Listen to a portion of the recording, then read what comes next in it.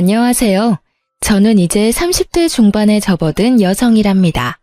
제가 20대 말에서 30대 초에 겪은 황당한 사연을 말씀드리려고 용기를 냈어요. 어느 날 동네에서 가장 큰 마트 사장님이 저를 보자고 하시더라고요. 제가 그 마트에서 아르바이트를 오래 했고 마트 사장님은 저를 참 마음에 들어 하셨었죠. 그래서 아르바이트를 그만두고도 계속 친분 관계를 유지하고 있었어요. 사장님은 저를 만나면 맛있는 밥도 사주셨고 저는 가게에 일손이 빌 때마다 가서 도와드리기도 했어요. 저를 마치 딸같이 생각해 주시더라고요. 어느 날 또 맛있는 것을 사주시겠다며 저를 부르셨죠. 그런데 이번엔 좀 의외의 말씀을 하시더라고요. 혜정 씨를 좋게 본 사람이 소개를 시켜달라고 어찌나 조르는지 원. 소개요? 무슨 일자리인가요? 일자리가 아니라 소개팅을 시켜달라는 거야. 그런데 이 집이 아주 좋은 집안이에요. 아들과 아버지가 같이 사업을 하는데 꽤 잘 되나 봐. 그 집으로 시집가면 아마 혜정 씨 팔자 필걸? 저는 이 말을 듣고 좀 의아했답니다. 저는 시골 출신으로 고등학교를 졸업하고 바로 서울에 올라와서 직장 생활을 좀 하다가 지금은 부동산 중개사 자격증을 좀 따볼까 하고 준비 중에 있었거든요. 사업체를 운영하면서 부유하게 잘 사는 집에서 며느리감으로 찍을 만한 사람은 절대 아니었죠. 그런데 그 아들도 그렇고 집안에서도 그렇고 그저 얌전하게 살림하고 아이 낳아 키울 현모양처감을 원한다죠. 그러다가 사장님 마트에서 저를 보았다고 했어요. 그리고 마음에 들어 사장님께 다리를 놔달라고 부탁한 거죠. 얘기를 들어보니 서울에 얼마 남지 않은 일반 주택에서 살고 있는데 경치도 풍광도 마치 외국 예쁜 도시 같은 방배동에 있는 큰 집에서 살고 있다는 것이었어요. 저 역시 굳이 결혼 생활과 직장을 병행해야겠다는 생각은 없었기에 사장님이 말씀하신 대로 한번 만나나 보자 싶었죠. 안녕하세요. 혜정 씨 말씀 많이 들었습니다. 저는 굳이 내세울 게 없는 사람이라서 아마 사장님이 다 말씀하셨을 거예요. 첫 마디를 떼는데 아주 겸손하게 자신을 소개하더라고요. 인상을 보니 부잣집 아들답게 아주 귀티나는 인상이었어요. 남자 피부가 어찌나 하얀지 여자 피부 같더군요. 얼핏 보기에도 밖으로 나다니지 않고 사무실에만 있는 사람으로 보였어요. 아무튼 첫인상이 나쁘지 않은 사람이었답니다. 그래서 두 번째, 세 번째 만남을 가지게 되었죠. 3번 정도 만났을 뿐이었는데 그 사람은 제가 편했는지 먼저 만났던 여자와의 연애담까지 들려주는 거였어요. 남들이 보면 잘 나간다고 할 만한 커리어우먼이었는데 어떻게든 자기 주장을 관철시켜야 속이 풀리는 성격이었대요. 그런데 이 남자는 그런 성격과는 반대의 성격을 가진 것 같았어요. 먹는 것이든 만나는 장소든 굳이 자신의 뜻을 내세우지 않더라고요. 몇 번을 더 만나보았지만 뭐든지 저를 먼저 배려했고 여러 가지 면에서 여자한테 자상한 남자였어요. 만난 지 6개월 정도가 되었을 쯤에 생각보다는 좀 이른 프로포즈를 받게 되었어요. 하긴 그 사람이나 저나 홍기가 꽉 찬 나이였죠.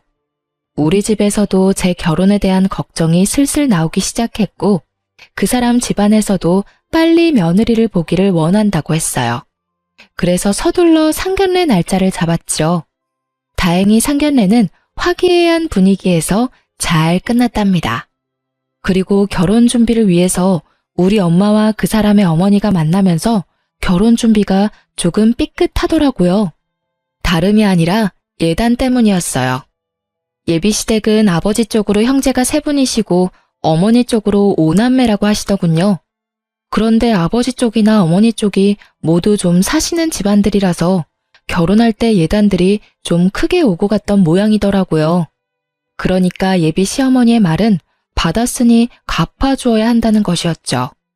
그런데 말씀하시는 것을 들으니 샤넬이니 구찌니 하는 브랜드 이름이 왔다 갔다 했고 심지어 아버지 형제 되시는 분들께는 명품 로고가 붙은 양복 한 벌씩은 모두 해드려야 한다는 거였어요.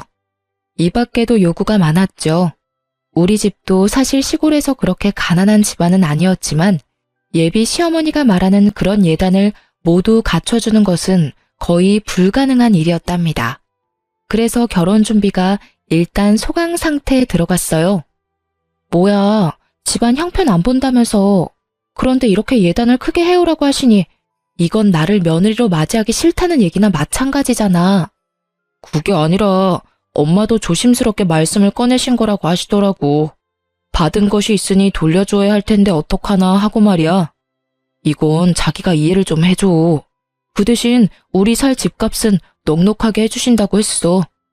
예비 남편을 통해서 그 정도 예단 준비는 우리 형편으로서는 불가능한 일이라고 몇 번을 전했는데도 남편의 어머니가 그 예단에 대한 입장을 굽히지 않더라고요. 자꾸 이러시면 우리 집 형편상 나는 이 결혼 다시 생각할 수밖에 없어. 부모님 사시는 집 팔아서 예단 준비를 할 수는 없잖아. 결국 결론이 나지 않을 이야기가 돌고 돌다가 예비 시집에서 한 가지 제안을 하더라고요. 지금까지 받은 것을 생각해서 어느 정도 수준을 맞춰서 돌려줄 수밖에 없으니 예단은 시댁에서 알아서 하겠다는 것이었어요. 그 돈을 그런데 우리 신혼 살림 집값에서 좀 많이 충당하시겠다는 거였죠. 말하자면 예단비와 집값을 퉁치자는 얘기였어요. 그러면서 시어머니가 말하기를 어차피 집도 넓고 하니 집에 들어와 살라는 것이었죠. 시집살이요? 그건 정말 싫더라고요. 요즘 누가 시집살이를 하나요? 그리고 요즘 경향은 시부모가 오히려 며느리를 데리고 사는 것을 기피한다고 하잖아요. 며느리 시집살이라는 말이 괜히 나왔겠어요? 더구나 이 시집살이 제안에 제 발목을 잡는 원인이 또 하나 있었답니다. 바로 예비 남편의 누나가 되는 손이 시누이가 집에서 함께 살고 있다는 거였죠. 시부모님만 계셔도 힘든 판국에 손위 시누이에 남편까지 한 집에 살고 있다니 이 결혼은 정말 아니다 싶었답니다. 자기야, 우리가 아무래도 인연이 아닌 것 같아. 나는 부모님 모시는 것도 자신이 없지만 시누이하고 한 집에 사는 건 정말 자신 없어. 그러니 우리 그냥 이쯤에서 결혼 얘기 접자.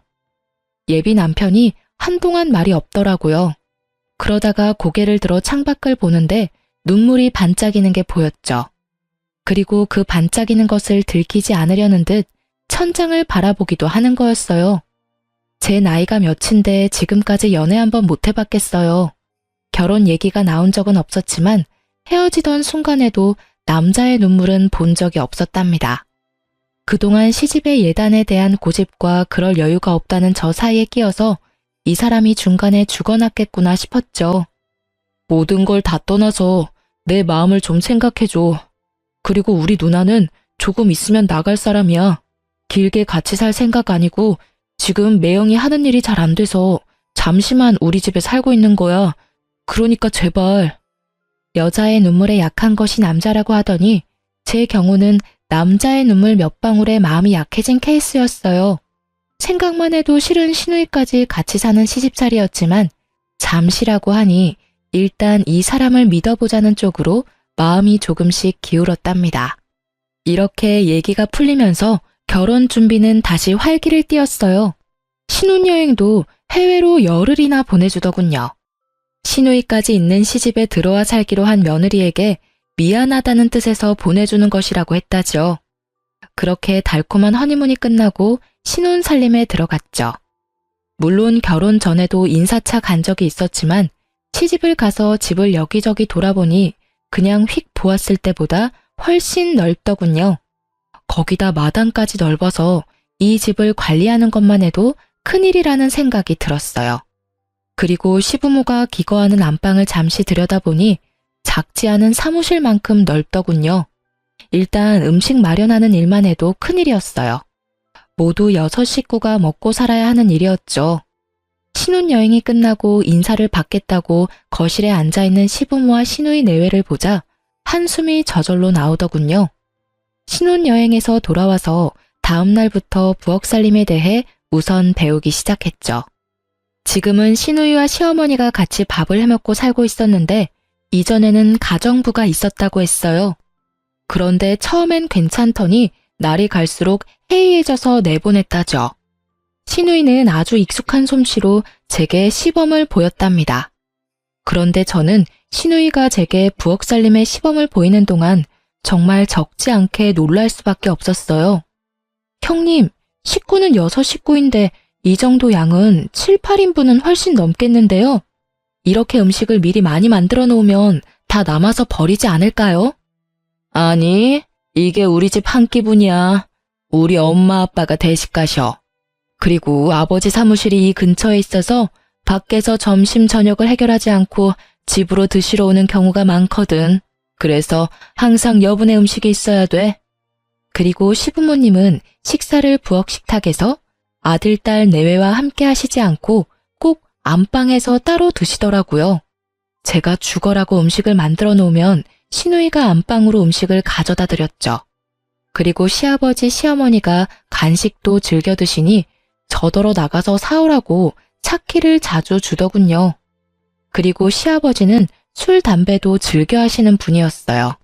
한번 살아나갈 때마다 꽤 많은 양의 간식거리와 음료, 그리고 맥주 등의 주류, 담배 등을 사다 날랐죠. 제가 조금씩 일에 익숙해지자 시어머니와 시누이가 조금씩 손을 보태주기는 했지만 거의 모든 일을 저 혼자서 맡아 하게 되었죠. 그런데 그렇게 완전히 손을 떼버렸으면 차라리 좋았을 텐데 손만 떼고 입으로는 여전히 살림에 관여를 하는 것이었어요. 말이 좋아 관여한다고 하는 것이지 시누이는 제가 하는 일을 거의 관리, 감독하는 것 같았죠. 부엌 식탁에 앉아서 이래라 저래라를 반복하더군요. 정말 짜증이 머리 끝까지 솟더라고요. 솔직히 말해서 어머니가 집안일에서 손을 거의 떼셨다면 이 살림은 제 살림 아니겠어요? 이미 출가한 딸이 친정에 얹혀 살면서 시어머니가 해야 할 일을 자신이 하고 있는 것이었죠. 자기, 누나 금방 나간다고 했었잖아. 그런데 내가 보기엔 절대로 나갈 생각 없어 보이던데? 약속한 거하고 틀리잖아. 도대체 언제 내보낼 건데? 가뜩이나 일도 많을 텐데 누나가 도와주니까 없는 것보다 낫지 않아?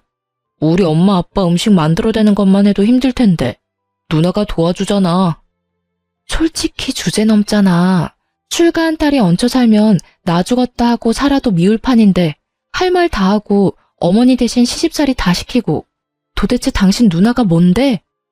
제가 이렇게 말할 때는 남편의 입에서 알았으니 어떻게든 빨리 내보내겠다는 말이 나오기를 기대한 거였어요. 그런데 남편의 다음 반응은 그야말로 의외였죠. 어디서 손이 시누이한테 주제 넘는다는 둥, 얹혀 산다는 둥 말이 많아? 그리고 누나가 무슨 시집살이를 시켰다고 그러는 거야? 누나가 안 가르쳐주면 자기가 그런 일 다 혼자 할 수나 있어? 다시는 우리 누나 험담하지 마. 나 기분 별로야. 남의 편이라서 남편이라고 한다면서요? 남편은 절대로 제 편이 아니더라고요. 결국 하소연을 한다는 것이 서러움만 한가득 받고 끝나고 말았답니다. 시어머니는 시누이에게 모든 것을 맡긴 듯 가끔 쇼핑이나 하면서 지내더라고요. 한번 나가면 명품 로고가 찍힌 쇼핑백을 한가득 들고 들어왔죠. 시어머니 안방엔 하나에 적어도 30만 원 이상 하는 고가의 화장품이 몇 개씩 보였고 옷방에 진열된 옷, 구두, 가방도 모두 내놓으라 하는 명품이었죠. 시누이 방에도 마찬가지였어요. 시아버지와 남편이 하는 사업이 잘 되기는 하나보다 생각했죠. 남이 보면 그림 같은 동네에 있는 큰 집에 잘 나가는 사업가 집안에 부러울 것이 없겠다고 할지 모르겠지만 저는 결혼한 지 얼마 지나지도 않아서 벌써 지치고 있었답니다. 우선 그 어마어마한 양의 음식을 만드는 것이 쉬운 일이 아니었어요. 그리고 시아버지와 남편이 일하는 사무실이 시댁과 근처에 있다는 것도 반가운 일이 아니었죠. 매일 집에 찾아와 점심, 저녁을 챙겨 먹었으니까요. 저 혼자만 먹으면야 김치 하나만 놓고도 먹죠. 그런데 시아버지 식탁을 그렇게 차려드릴 수가 있나요? 거기다가 남편과 시아버지의 퇴근이 늦는 경우가 많아서 오밤중이 되어야 제가 할 일이 끝나는 경우도 많았어요. 그리고 일이 정말 바쁘신지 사무실에서 못 들어오시는 날도 많았답니다. 일이 끝나고 제 방에 들어와서 앞치마를 벗으면 옷도 제대로 갈아입지 못하고 구겨져 골아 떨어지곤 했어요. 원래 저는 깊이 잠이 못 드는 체질인데 누가 업어가도 모르게 골아떨어질 정도로 힘든 생활이었답니다. 그렇게 힘든 하루하루가 지나고 있던 어느 날 친구들한테 갑작스럽게 전화가 온 날이었어요. 우리 집 근처에서 다들 만나기로 했으니 잠시 나왔다 가라는 것이었죠. 나갔다 오겠다는 말이라도 하고 나가려고 신우이를 찾았는데 거참 행동까지 빠른 신우이였어요. 분명히 조금 전까지 부엌에 같이 있었는데 아무리 찾아도 보이질 않는 거였죠. 다만 시어머니가 거실을 지나서 안방으로 가시기에 뒤따라가서 노크를 했어요. 아무 대답이 없더라고요. 그래서 다시 노크를 하고 문 손잡이를 돌려보았더니 안에서 잠겨 있더군요. 나가더라도 말은 하고 나가야겠는데 어쩌나 싶어서 좀 기다렸다가 또 노크를 해보았죠. 나 옷 갈아입느라고 문 잠갔다. 밖에서 말해라. 무슨 일이니? 아, 어머니. 친구들이 근처에 와 있다고 잠시 나오라고 해서요. 2시간만 나갔다 들어올게요. 어머니가 귀찮다는 듯한 말투로 그러라고 하더라고요. 그래서 저는 혹시 몰라 식탁에 어머니가 먹을 점심 식사를 준비해두고 하늘하늘한 천으로 덮어두고 친구들 모임에 나갔죠. 그런데 모임에 나가기 위해 대문 밖을 나서다가 웬 아줌마가 우리 집 주변을 배회하는 것을 보게 되었답니다. 그런데 그 아줌마가 대문에서 나오는 저를 보더니 얼른 시선을 피하면서 다른 곳으로 가버리는 것이었어요. 그저 길을 찾는 사람이겠지 했답니다. 나가서 수다를 떨다 보니 저녁을 준비할 시간에서 조금 지난 시간에 집으로 돌아가게 되었어요. 자네, 도대체 살림하는 사람이 어딜 이렇게 돌아다니다 오는 거야? 그리고 저 식탁에 차려놓은 건 누구 코에 붙이라고 차려놓은 거냐고. 나가기 전에 형님을 찾았었어요. 그런데 안 계시기에 어머니 드실 것만 차려놓고 나간 건데요. 뭐가 잘못됐어요? 도대체 시부모 모시는 사람이 저녁 준비는 어떻게 하려고 이렇게 늦었냐면서 신우이가 필요 이상으로 화를 내더군요. 형님, 제 손만 손인가요? 저 오기 전에는 형님하고 어머님이 다 하셨다면서요. 며느리가 무슨 음식 만들려고 시집 온 사람도 아니고 친구들 모임에도 잠깐 못 나갔다 와요. 그리고 저한테 시집에다 이렇게 해라 저렇게 해라 하시기 전에 형님 먼저 시댁에 할 도리 하시는 게 순서인 것 같은데요. 신우이가 그야말로 길길이 뛰면서 화를 내더라고요. 얌전하고 순종적인 줄 알았더니 사람 완전히 잘못 봤다는 둥, 여자 하나 잘못 들어오면 집안이 망하게 되어 있다는 둥, 솔직히 입에 담지 못할 말까지 섞어가면서 크게 핀잔을 주더군요. 이날은 저도 지지 않고 하는 말마다 대꾸를 해주었어요. 저희 결혼하고 나면 금방 나간다는 분이 왜 이렇게 친정에 오래 계시는 건데요? 이제 그만 이사 나가셔야죠. 안 그래요? 신우이가 기가 막혔는지 아니면 할 말이 없었는지 그만하자고 하더군요. 하고 싶은 말을 하고 나니 어느 정도 속이 시원했어요.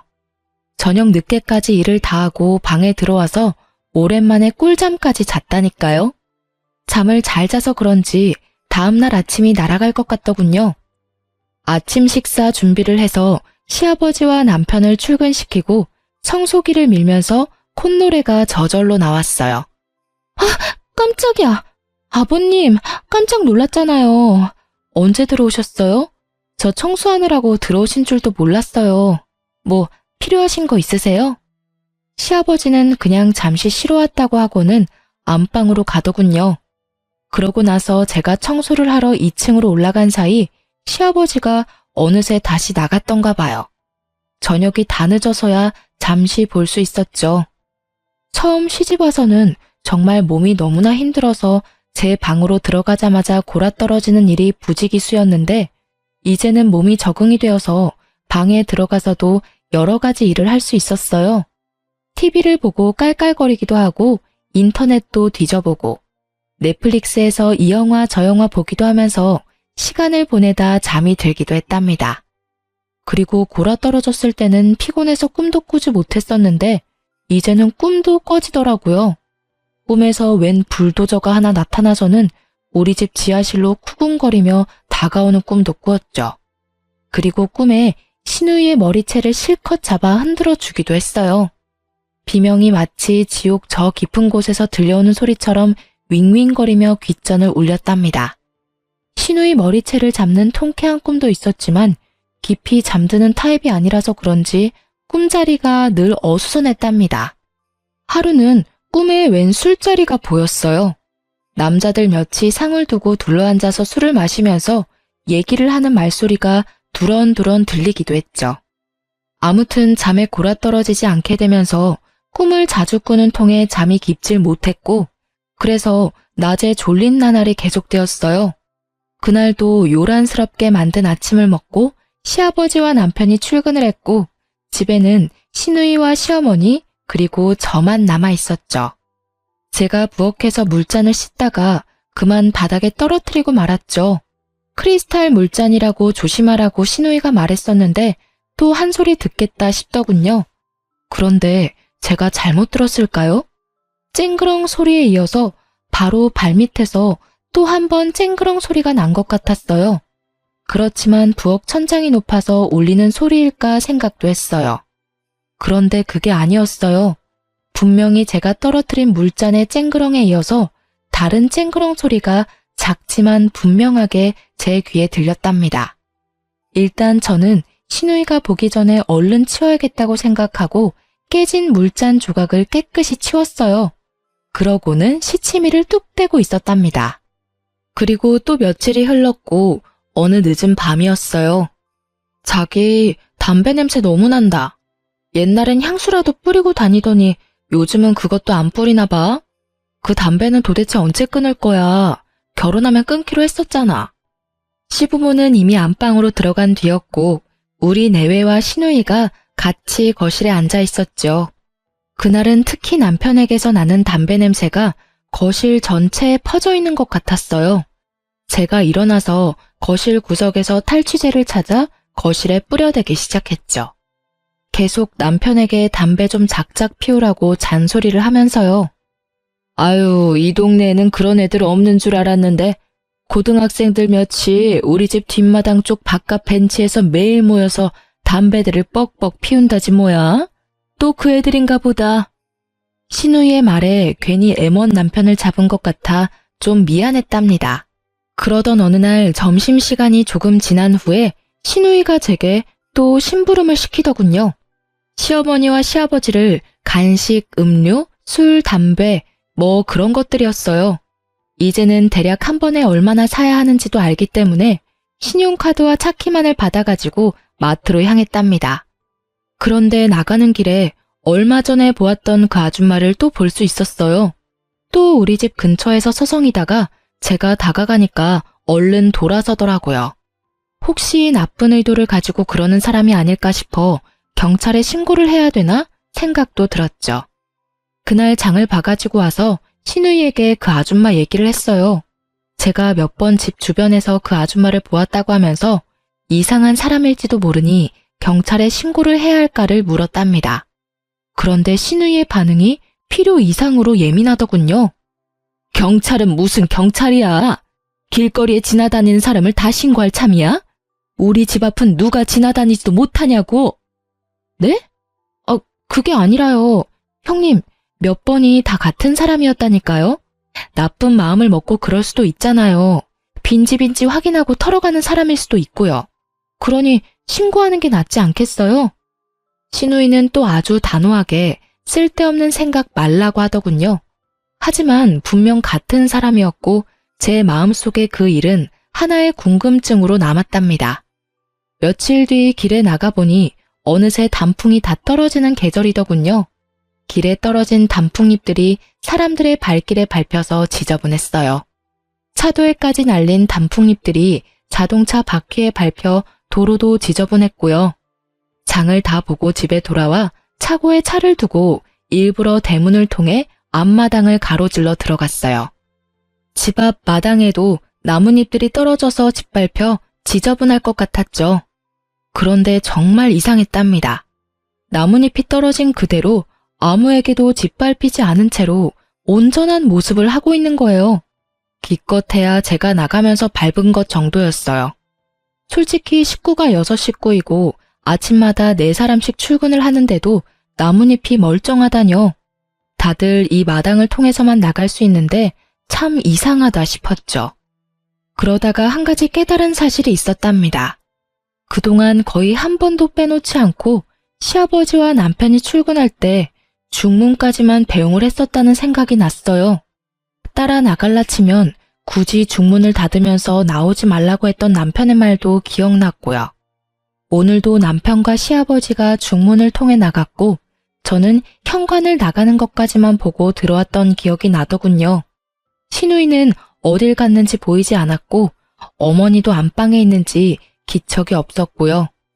자기야, 나 자기 사무실 좀 구경시켜주라. 한 번도 안 데리고 나갔었잖아. 아버님하고 자기가 일하는 곳인데 구경이라도 해야지. 사무실에 책상하고 의자밖에 더 있어. 구경하긴 뭘 구경하겠다는 거야? 생산하고 유통은 다 다른 곳에서 이루어지고 사무실은 그야말로 생산, 유통을 기록하는 곳일 뿐이라고. 굳이 그렇게 저를 데리고 나가지 않으려는 이유도 알 수 없었어요. 제 마음속에 짙은 의심의 먹구름이 뭉게뭉게 일었답니다. 점점 이상한 생각이 들기 시작했어요. 한 가지가 이상하다고 생각이 되니 그 밖에도 여러 가지 일들이 이상하다는 생각이 들었죠. 우선 시어머니도 이상했죠. 아침을 먹고 방에 들어가면 쇼핑을 하러 나가는 날을 제외하고는 하루 종일 나오질 않는 거였어요. 도대체 안방에서 혼자서 뭘 하길래 그렇게 나오질 않는 것일까요? 그리고 시누이 남편에 대한 생각도 들더라고요. 아침을 먹고는 항상 어느새 사라지고 없었다는 것을 저는 이제 깨닫고 있었답니다. 처가의 재산을 믿고 그러는지 특별한 직업이 없는 사람이었어요. 그런데 매일 어디를 가는지 집에 없는 것이었죠. 결국은 이 궁금한 문제들을 하나씩 풀어보려 마음을 먹었죠. 시어머니가 한번 들어가면 도통 나오지 않는 안방을 살피기 시작했어요. 그래서 저는 시누이가 심부름을 시키는 날 마음을 굳게 먹고 현관문을 나간 다음 다시 살그머니 안으로 들어왔답니다. 우리 방에 몸을 숨기고 바깥을 조금씩 살피면서 안방 문이 열리길 기다렸어요. 드디어 육중한 안방 문이 열리더군요. 그런데 그 방에서 시어머니와 함께 시누이도 나오는 것이었어요.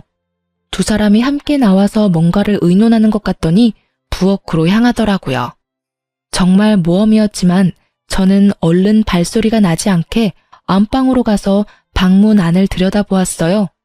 일단 보기에는 이상할 것이 없었고 단지 장롱문이 열린 채 있었답니다.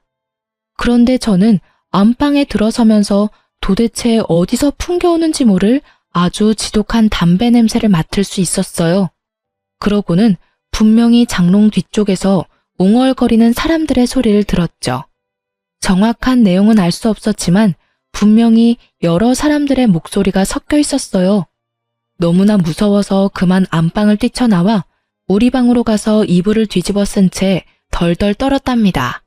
그렇게 얼마나 시간이 지났을까 마음이 좀 진정된 다음에 용기를 내서 바깥으로 나갔어요.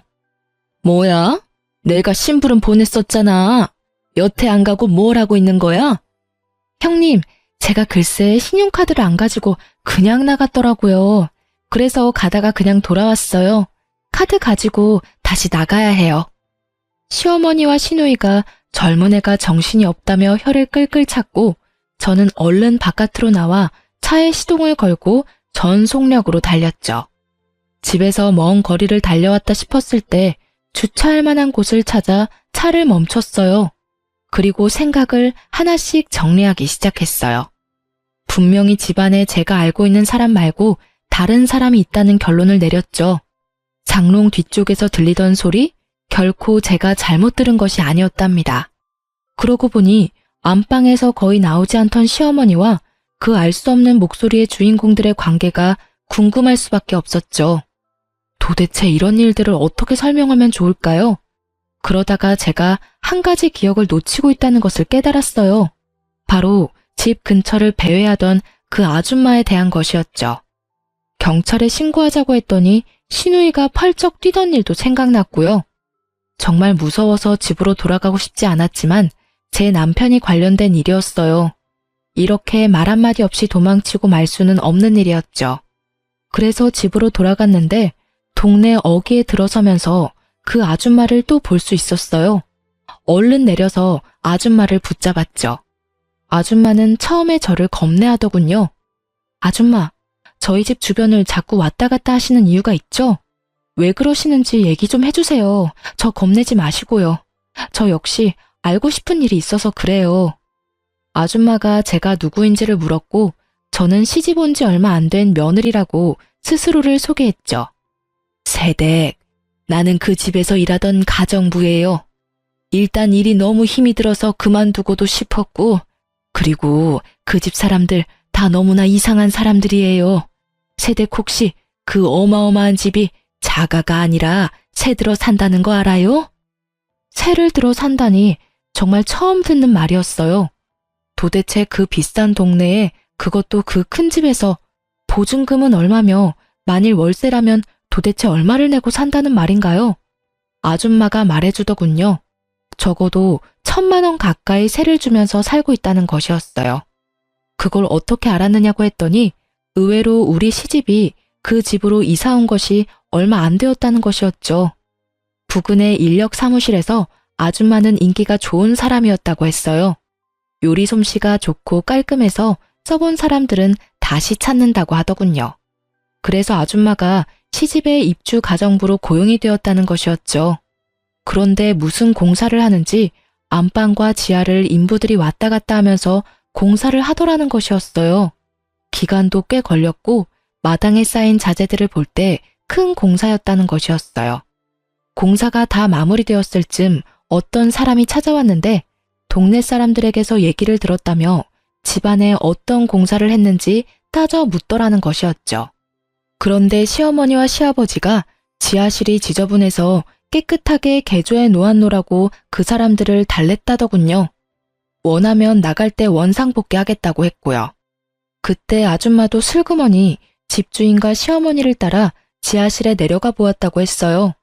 아니나 다를까 지하실이 아주 깨끗하게 사람이 거주해도 될 정도로 공사가 되어 있었다는 거였어요. 집주인은 지하를 다른 사람한테 세를 놓지 않겠다는 약속을 받고 돌아갔다죠. 그러고 그 다음부터 시집의 생활 습관이 완전 바뀌었다고 했어요. 우선 시어머니와 시아버지의 식사량이 대폭 늘었고 혼자서 아줌마가 다 알아서 하기는 힘들었대요. 아줌마가 혼자 일을 하기 어려워 다른 사람 한 명을 더 쓰게 해달라고 말했더니 시누이를 불러들이더라는 것이었죠. 그리고 그 다음부터 지하에서 무슨 소리가 나는 것을 가끔 들었다는 것이었어요. 그래서 지하실을 염탐하다가 결국 해고되었다는 거예요. 거기까지 듣고 서로의 연락처를 교환했어요. 그리고 집으로 들어갔죠. 갔더니 시누이가 또 길길이 뛰기 시작하더라고요. 어딜 나가서 이제 왔냐는 것이었죠. 나가다가 갑자기 현기증이 나고 어지러워서 병원에 갔다 오느라고 늦었다고 둘러댔어요. 다음 날 남편과 시아버지가 출근을 하더군요. 제가 사람 소리를 들은 곳은 분명 장롱 뒤쪽이었어요. 어떻게든 시누이와 시어머니를 바깥으로 불러내야만 확인이 가능할 것 같았죠. 고민하다 서울에서 일하고 있는 사촌 오빠한테 연락을 했어요. 저희 친정 큰아버지의 아들이었답니다. 오빠가 이야기를 자세히 듣고 잠시 생각하더니 제게 기막힌 방법 한 가지를 알려주었어요. 하지만 그 계획을 실행할 기회가 쉽게 오지는 않더라고요. 그 사이에 남편에게 언지를 주기도 했죠. 이 집이 자가가 아니라는 사실을 동네 사람들을 통해 들었다고 했어요. 남편이 흠칫 놀라더군요. 그리고 제가 남편을 떠보았어요. 도대체 왜 이렇게 큰 집에서 새를 들어 살아야 하느냐. 시누이네를 내보내고 집을 줄여 작은 아파트로 이사해도 비용을 크게 줄일 수 있을 것 아니냐고요. 남편이 자신은 결정할 권한이 없으며 부모님이 다 알아서 한다고 하더군요. 그리고 그 다음부터 그 얘기만 나오면 예민하게 구는 것이었어요. 저는 조용히 근거를 모아나가기 시작했어요. 그동안 제가 못 보았던 집안의 공간들을 살펴보라는 오빠의 말에 미지의 지하실도 살펴보기로 했죠. 마당에서 지하실로 들어가는 통로는 튼튼한 쇠문으로 되어 있었고 자물쇠까지 잠겨 있더군요. 그리고 뒷마당도 살펴보았어요. 뒷마당에는 놀랍게도 사람들이 많이 지나다닌 듯 나뭇잎들이 짓밟혀 있더군요. 그리고 그 나뭇잎의 방향은 안방의 창문 쪽을 향해 나 있었어요. 그러다 드디어 계획을 실행할 기회가 왔답니다. 시어머니가 제가 없는 것을 확인하는 것 같더니 신우이와 부엌 식탁에서 무엇인가를 심각하게 의논하더군요. 정말 좋은 기회였던 것이 의논이 길어지는 것 같았어요. 장부 같은 것을 펼쳐놓고 깜짝 놀랄 만큼 많은 현금을 쌓아놓고는 무언가를 열심히 계산하는 것이었죠. 그 사이에 저는 사촌 오빠가 가르쳐준 대로 방 안으로 숨어들었어요.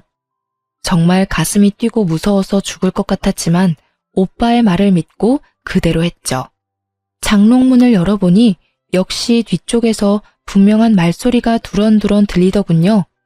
그리고 장롱 뒷판을 조심스럽게 앞뒤 좌우로 움직이자 뒷판이 움직이더라고요. 그러고는 문이 하나 보이는 것이었어요. 그 문을 살짝 열고는 저와 오빠가 계획한 대로 했죠. 불이야! 불이야! 큰일 났어요! 불났어요! 제가 소리쳤죠. 금방 안방의 연기가 자욱해졌고 그 연기가 아마 장롱 뒤쪽 문을 향해서도 퍼져갔겠죠. 그 순간 정말 믿을 수 없는 일이 벌어졌답니다.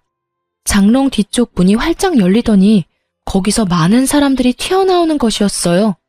그 중에는 시아버지와 시누이 남편 그리고 제 남편도 보였죠.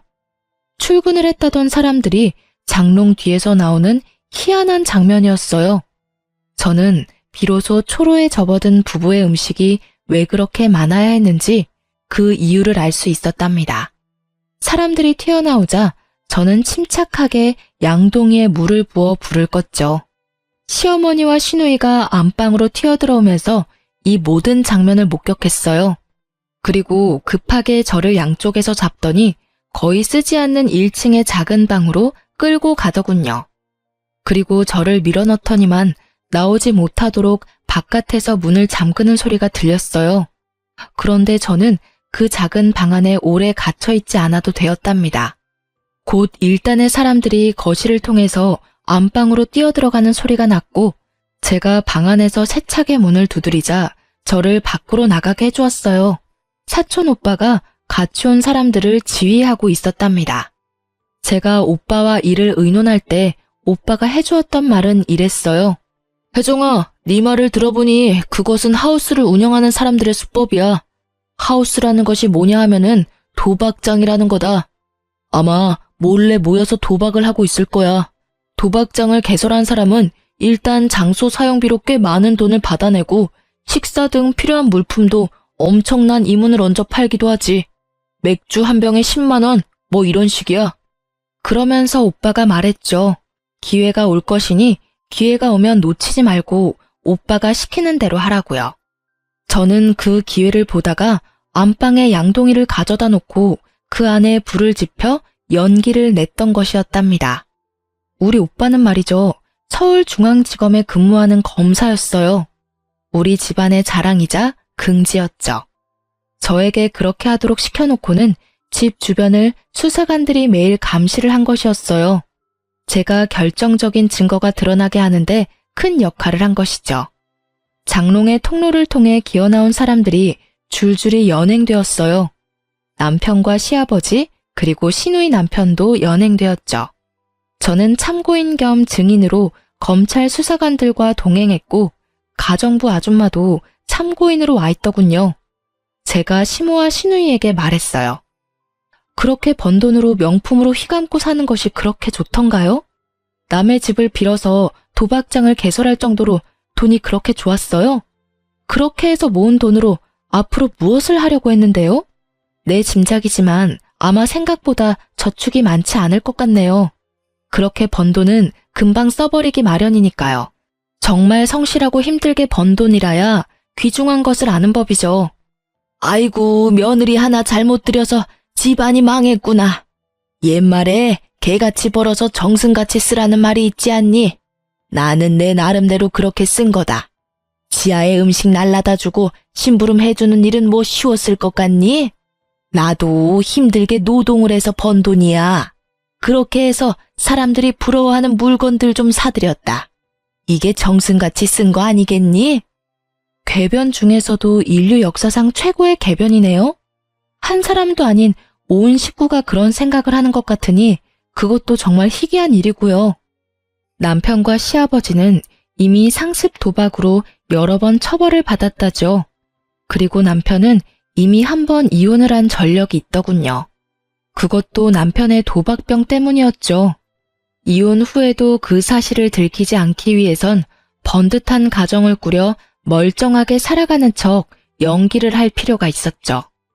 하지만 비밀을 숨기기 위해선 이것저것 많이 아는 똑똑한 서울 아가씨들보다는 시골에서 순박하게 자라난 며느리가 좋았을 테고요. 아이씨, 시골뜨기라 아무것도 모를 줄 알았는데 완전히 잘못 짚어서 집안 망했네. 뭐 들어가도 몇 년 살면 나오겠지. 우리 집 이런 식으로 안 죽는다고. 사촌오빠가 이번엔 아마도 빨리 나오지는 못할 것이라고 말해주더군요. 시아버지의 도박병은 이미 젊은 시절에 시작되었대요. 그 아버지의 그 아들인지 일확천금을 노리는 경향이 똑같았다더군요. 남편은 도박 때문에 입건되면서 회사에서 해고를 당하고는 아예 이 길로 들어선 것이었어요. 가슴에 손을 얹고 생각해봐. 회사에서 하루하루 열심히 일하고 한 달에 한 번 월급을 받는 그 기쁨이 기억이 나나? 그런 기쁨을 내던지면서 이런 두려움 속에서 돈만 추구하고 살았다고? 그리고 도박 뒤치다꺼리를 위해서 결혼을 했다고? 충고하지만 자식은 낳지 마라. 좋은 것을 가르칠 것 같지가 않아. 내가 보기엔 모두 구제불능이거든. 이혼 서류의 도장을 받으러 구치소로 갔죠. 남편은 여전히 들킨 것이 억울한 모양이더라고요. 저를 보고 이를 가는 표정을 보고 알 수 있었어요. 가족 전부가 도박 개장죄로 실형이 선고되었고 적어도 3년 동안 사회에서 마주칠 일은 없답니다. 남편과 이혼하고 저는 작은 회사에 취직을 했답니다. 주경 야독이라고 낮에는 일을 하고 퇴근 후에는 공인중개사 시험을 위해 열심히 공부를 하고 있어요. 적은 임금이지만 아껴 쓰며 저축도 조금씩 하고 있죠. 저금 통장이 한두 푼씩 불어나는 그 재미를 남편과 시집 식구들은 당연히 모르겠죠. 지금까지 제 결혼에 얽힌 이야기를 해드렸네요. 꽤 충격적인 이야기였을 텐데 시간 내서 들어주셔서 감사합니다. 좋은 하루 되시길 바랍니다.